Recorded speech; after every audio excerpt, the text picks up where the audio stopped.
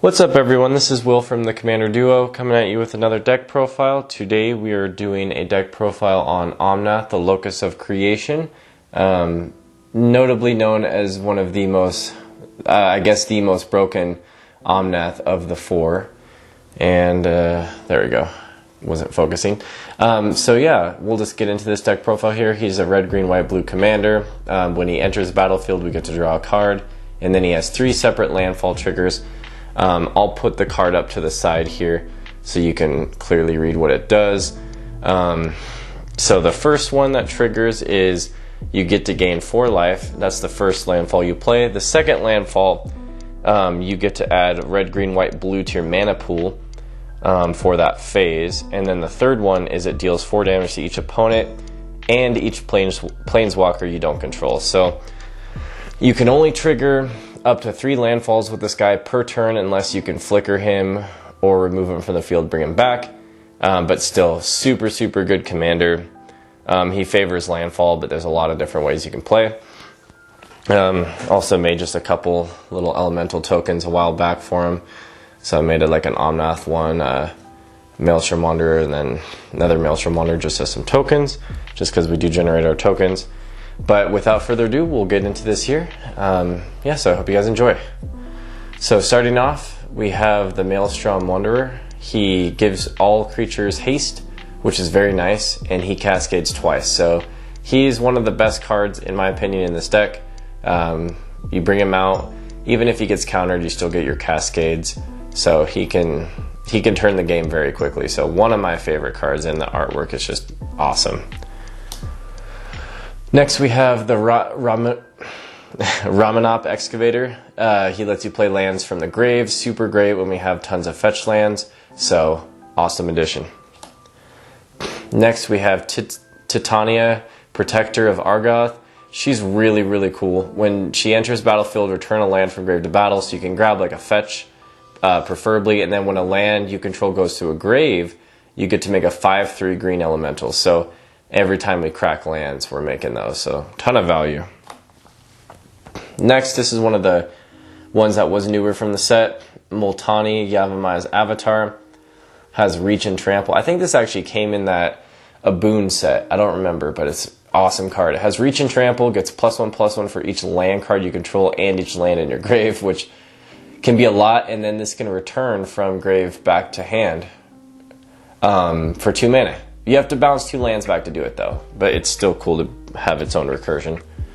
Then I do run Anamar, mainly just for the casting creatures. He can get pretty big and hit hard, and then he can also reduce our creatures, and also he's an elemental, so it was thematic with this deck. Then we have a Flamekin Harbinger. When it ETBs, you search for the elemental, put it on top. You can do some fun stuff with that. Eye Navigator, this you pair with Omnath, and basically for 2 mana you got your flicker for landfall, or you can do it on other creatures. There's a lot of different combos you can do with this guy. One of my favorite, I love the artwork on this. Ashia, Soul of the Wild. Non-token creatures you control are forest lands in addition to their other types. And then its power and toughness are equal to the number of lands you control. So Ashia can be pretty big, mostly for flavor. Then we have Risen Reef. One of the best cards I feel like in this deck. Just gets everything going. Whenever elementals enter the battlefield, including himself, look at the top card. If it's a land, you can put it in tapped. If not, put it in your hand. So essentially you get to play a land or draw a card. Then we have the Oracle of Muldaya, mainly so we can play an additional land, and then we can play lands from the top of the library, as well as play with the top card revealed. So that's great for getting extra lands out for free without having to waste our draws. Elysian, extra land, and gets to be every land color type, so it fixes our mana colors if we have an issue and play an extra land. Now this guy is probably one of the most clutch cards in this deck. He is awesome and his artwork is amazing. So Ancient Green Warden, he has reach. Not only can you play lands from your graveyard, but if a land entering triggers an ability of a permanent you control, it triggers a second time. So it's built in, what's the card? that doubles the triggers. I literally run it. Yeah, so I can't think of the name of the card, so I'm just gonna remember just to put an image up of it because I am just drawing a blank. It's been a long day. Anyways, it does what that card does, but it's for land specifically. I don't run the other card because it's only artifacts and creatures that it doubles the triggers on, so it wouldn't work in this deck very well. Next is Springbloom Druid. This one, when it ETBs, you can sack a land, put in 2 tapped, so it fixes our lands and it gives us 2 landfall triggers, which can be pretty nice. And since we do run a lot of lands and a lot of fetches, we're going to use Tatiova to get us draws and life, mainly for the draws though, because you do need it when you run out of steam. Azusa for extra lands. You get to play 2 extra lands, so it can be very nice early game, and depending on how our draws are doing, it could be pretty strong. Sometimes it's a little dead when you can play all your lands pretty fast with her. And then Yasharn, another new one that I thought was super cool. So basically when ETBs, you get to grab a basic forest and plains, and then you can't play. This static effect says players can't pay life or sacrifice non-land permanents to cast spells or activate abilities. So it does have a little bit of a Staxy effect, but it does grab us 2 lands too, and it's just a cool elemental boar. Now here's Omnath, Locus of the Royal. I do run all the Omnaths except mono green. This one basically has a landfall ability without saying landfall.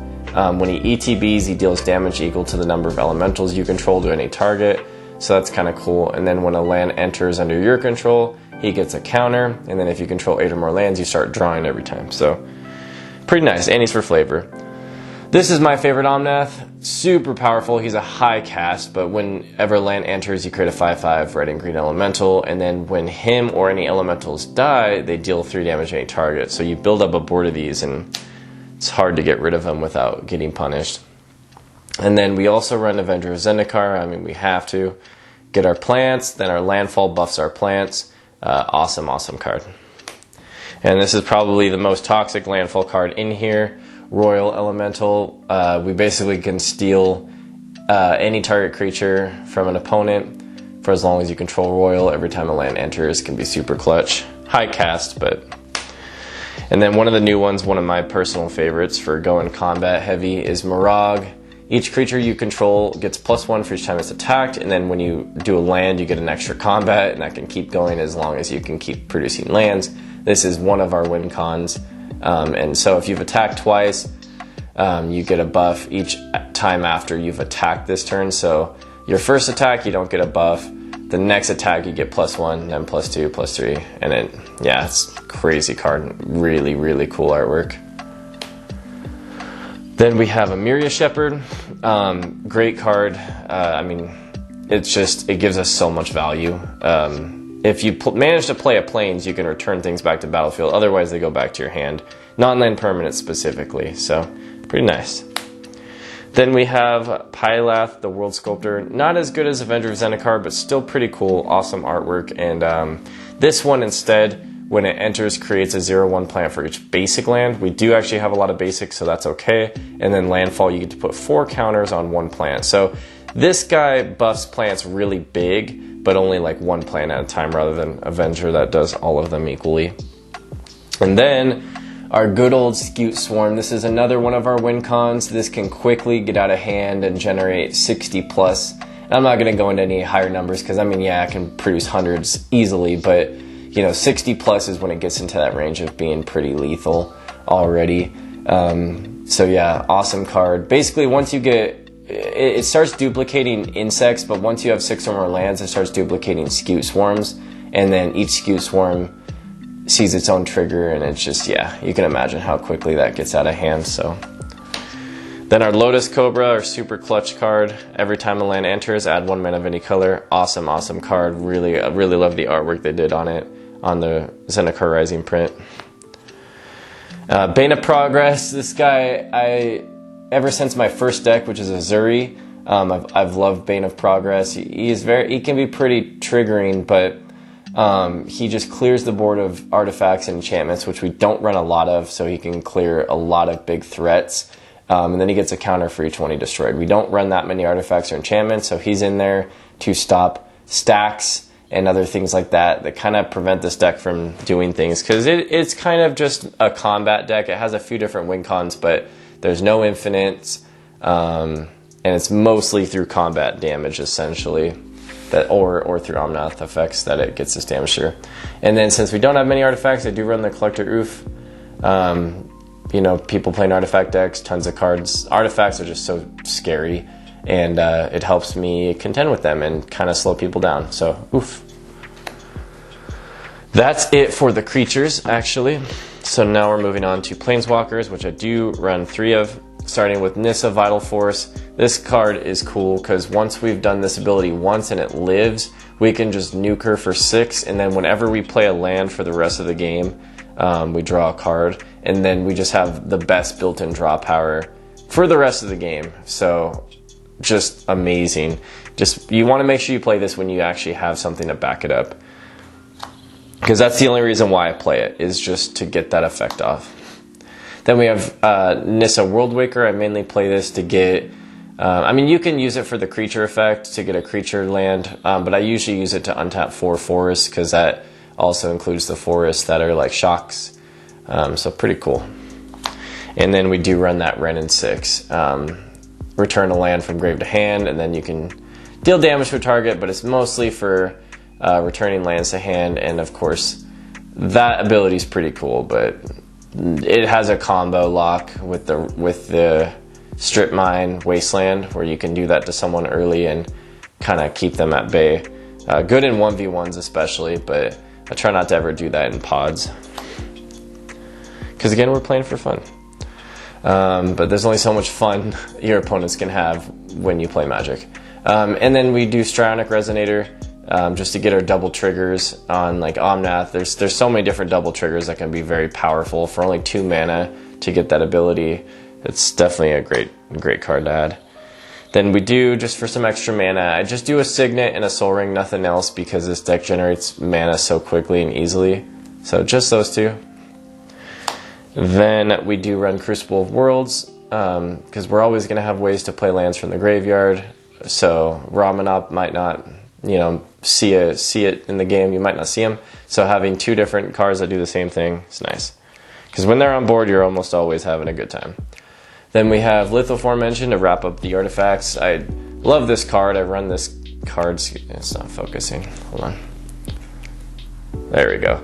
I run this card in a lot of decks. It's so powerful, so good. It does get off the board, removed off the board pretty quick, which is fair. It's a very, very strong card. There's so many ways you can use this.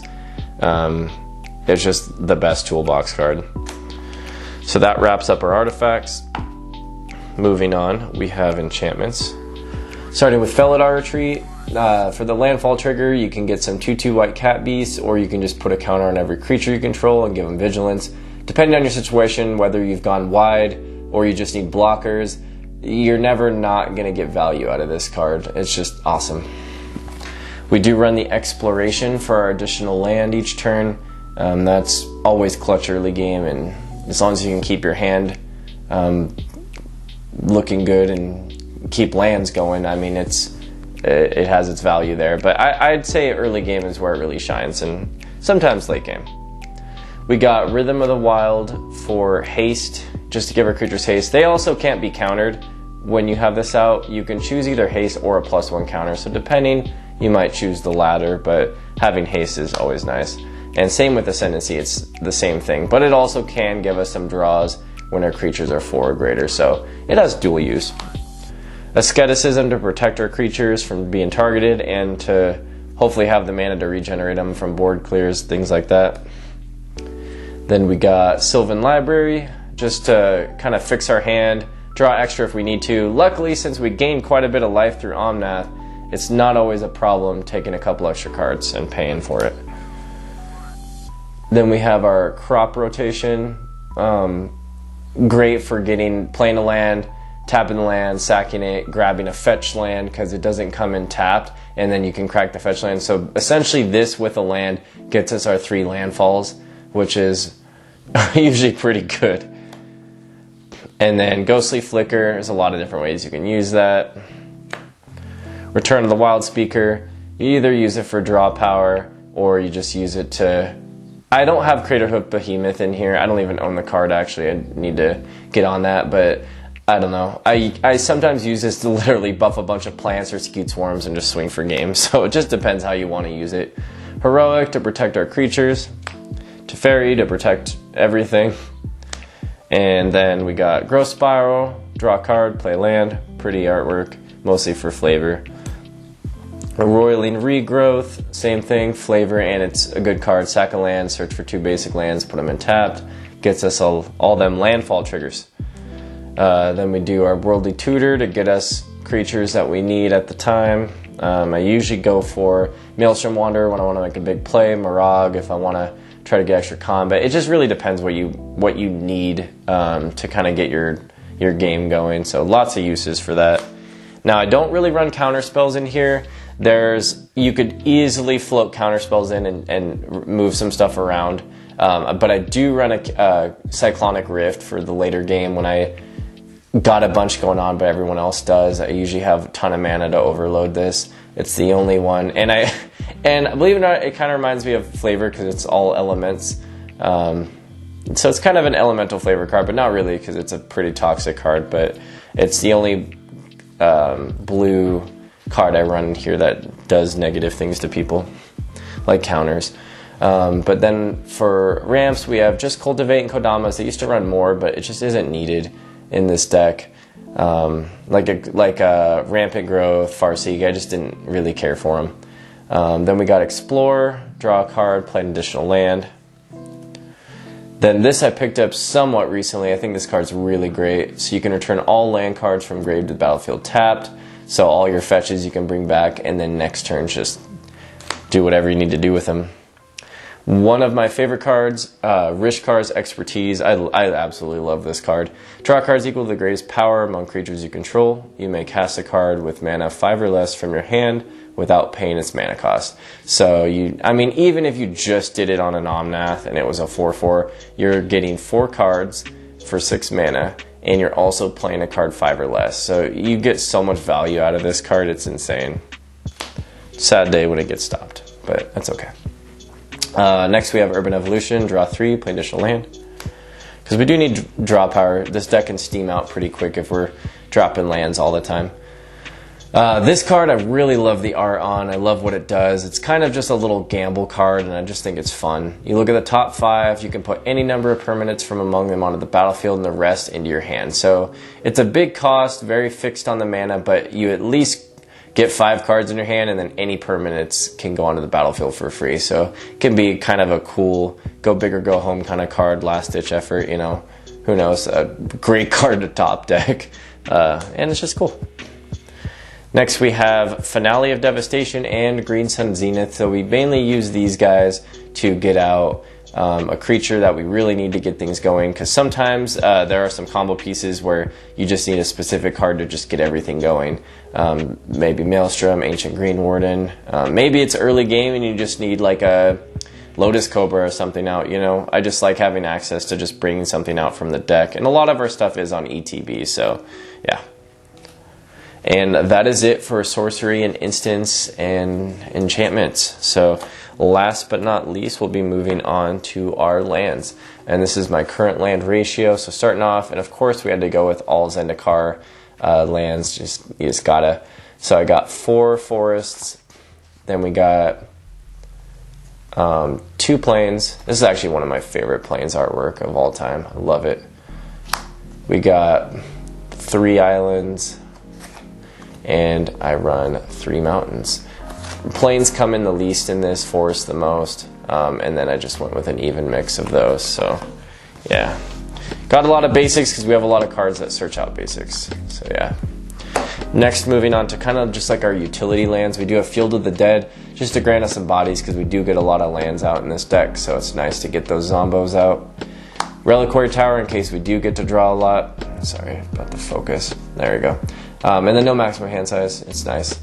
Then I do run the Wasteland and the Strip Mine. I really love the artworks on this. I know these cards are extremely toxic, but it just really kind of depends how the game's going and what people are doing to me. Next we have our Cavern of Souls. great. Just obviously I would choose Elemental and make sure they can't get countered. Then we got our Command Tower, Exotic Orchard. Next we have these 3 cards. They're searchable from fetches and they come in untapped if you have 2 or more basics, so pretty nice to have. Then we do have 2 of the beautiful Triomes that we can run. I know the new ones came out, but I haven't been buying cards in a little bit.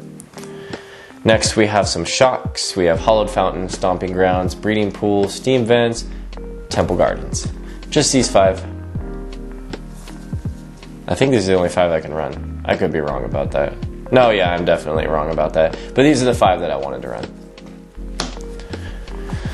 Next for our Cracklands, we got Terramorphic Expanse, Evolving Wilds, Fabled Passage, Prismatic Vista, and I did try to get as many of the Zendikar ones as I could. So we got the Prismatic, we got Wooded Foothills, Flooded Strand, Polluted Delta, Marsh Flats, Misty Rain, Windswept Heath, love that art, Arid Mesa, Scalding Tarn, and that's it. So yeah, as many, I mean you could run all of the fetches as long as they at least have one of the color types, like Bloodstained Mire and things like that, but I don't like being super limited on what I have to grab, and I don't know. I feel like I could still do more fetches because fetches are so crazy good in this deck, but this build I haven't altered in a while. I definitely love it. It's a lot of fun. Yeah, sometimes your turns can take a bit with just how long it takes to resolve some of these landfall triggers, but yeah, overall for power level, I'd give it like a 7 to 7.5 maybe. I wouldn't give it anything higher unless I had some more unless I ran counters and made it a little more synergized on doing something specifically. It's still supposed to be a for fun deck, so yeah, I'd probably give it 7.5. But you could definitely sub up some cards and certainly put in counter spells for protection and just to deal with higher power decks. But yeah, I hope you guys enjoyed the video and stay tuned for another one.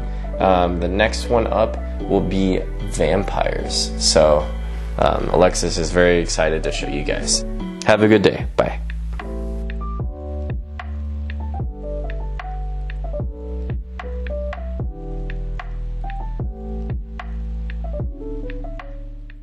Whenever a land enters under your control, you gain 4 life. So this is the first land you play every turn.